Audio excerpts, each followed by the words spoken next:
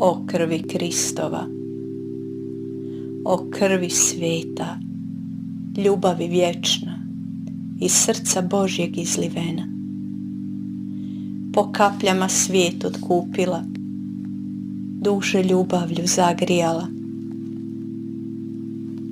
Kaplja po kaplja, ljubav teče, milost pere rane svijeta, iz trnja boli izvire nada, iz smrti život, svjetlo svijeta.